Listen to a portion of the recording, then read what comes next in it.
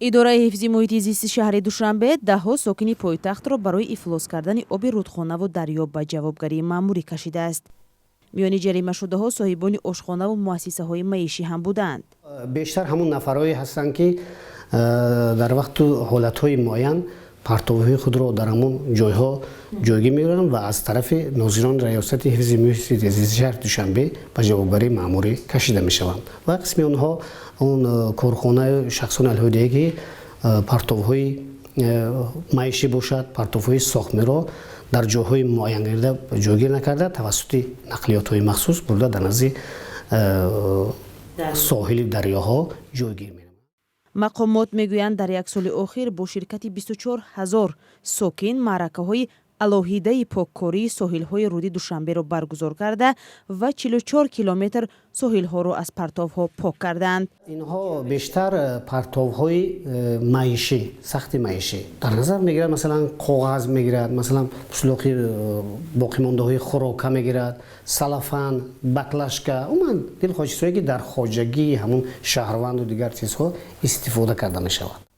ба гуфтаи масъулин бархе аз ин сокинон партовҳоро дар назди рудхона меандозанд, дар ҳоле ки манбаи асосии об барои сокинони Душанбе маҳз ҳамин ду дарё аст ки аз пойтахт мегузарад.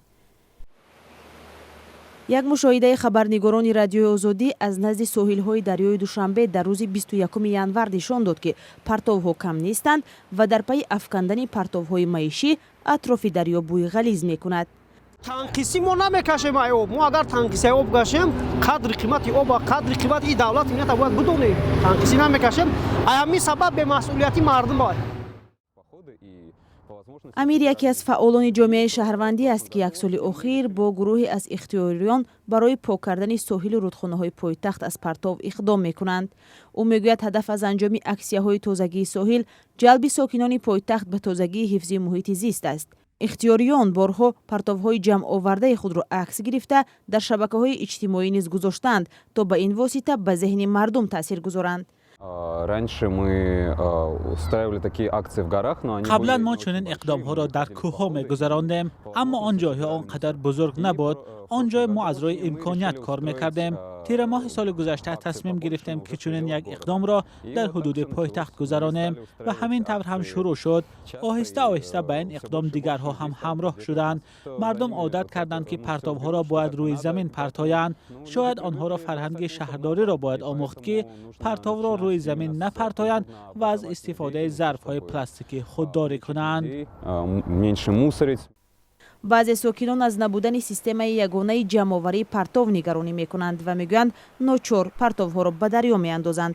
аммо мақомот мегӯянд дар ҳудуди шаҳри Душанбе беш аз 1,5 ҳазор қуттиҳои махсуси партов ҷойгир аст. масъулини идораи ҳифзи муҳити зисти Душанбе мегӯянд барои боло бурдани фарҳанги шаҳрнишинӣ ва тоза нигоҳ доштани муҳити зист аз ҷумла партовҳо дар канори дарёҳо корҳои фаҳмондадиҳӣ анҷом медиҳанд.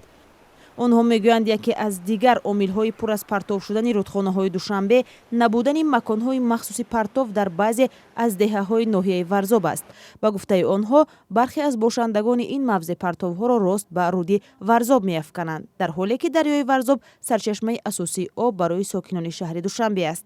дар гузашта ҳам мақомоти соҳаи беҳдошт ва ҳифзи муҳити зисти Тоҷикистон чанде аз моликони истироҳатгоҳҳо ва сокинонро дар канори руди Варзоб ҷарима карда буданд.